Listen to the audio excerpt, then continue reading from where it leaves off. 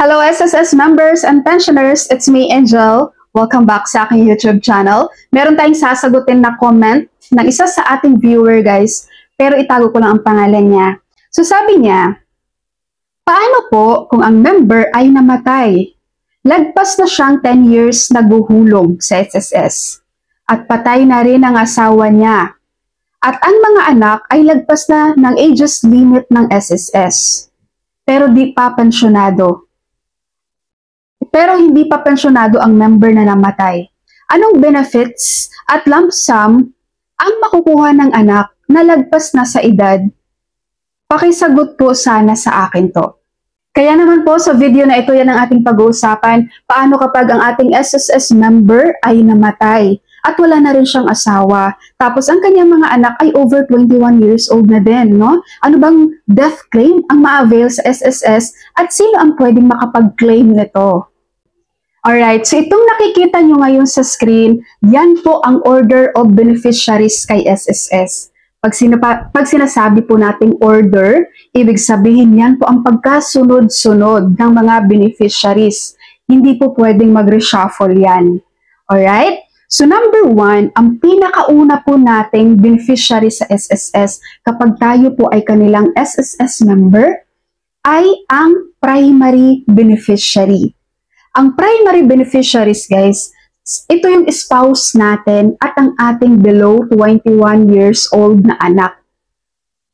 Alright, so ngayon doon sa nag-comment, sabi niya patay na yung asawa at over 21 years old na rin yung mga anak nila. So ibig sabihin wala na pong primary beneficiaries. I-X na po natin yan. Okay, pangalawa. So maliban po dun sa funeral claim guys, ang funeral claim, kung kanino po nakapangalan yung mga receipts, since wala na siyang legal spouse, kung kanino po nakapangalan yung mga funeral receipts, yun po ang makakapag-claim ng funeral claim sa SSS. Okay? Sa death claim naman guys, since wala na siyang primary, ang susunod na kanyang beneficiary ay ang secondary beneficiaries. Itong secondary beneficiaries, ito po yung magulang ng member na namatay. Kapag buhay po, ang magulang ng member na namatay, sila po ang makakapag-file ng death claim sa SSS. At ang makukuha po nila ay lump sum lang. Okay, mga contributions ng member, makukuha nila yun as lump sum one-time cash payment. Hindi sila pwedeng mag-monthly pension guys, dahil ang monthly pension para lang yun sa primary beneficiaries.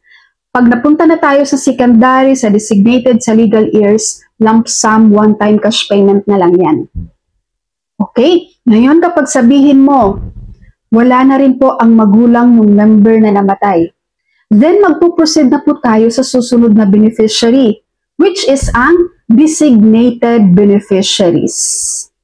Itong sa designated beneficiaries, kung sino po ang nilagay na member sa kanyang beneficiary sa SSS. For example, nandun yung mga anak niya na over 21 years old na, so yun po ang designated beneficiaries. Sila pa rin ang makakapag lump sum one-time cash payment. Tandaan niyo po, kapag designated beneficiaries na ang magki-claim sa SSS, dapat may ma-provide po siyang death certificate ng secondary beneficiaries, yung magulang ng member. Katunayan na wala na talaga itong mga magulang niya na patay na rin. So dito po sa designated, kahit pa sabihin yung over 21 years old na yung mga anak, as long as sila yung nilagay doon ni member, no, sila ang makakapag-claim dahil sila na yung nasa designated beneficiaries. Ngayon po, kapag sabihin yung walang nilagay na designated beneficiaries si member, magpuproceed ngayon si SSS sa legal heirs. For example, magkiklaim yung mga anak, no, titingnan ngayon, sino ba ang karapat-dapat na makapag-claim ng kanyang death claim ng SSS member na namatay. Okay, malinaw po ba guys? Basta lagi niyo pong tatandaan kapag hindi po kayo primary beneficiaries, no? At kayo ang magki-claim ng death claim, kapag wala na yung primary beneficiaries guys, dapat meron kayong mga supporting documents.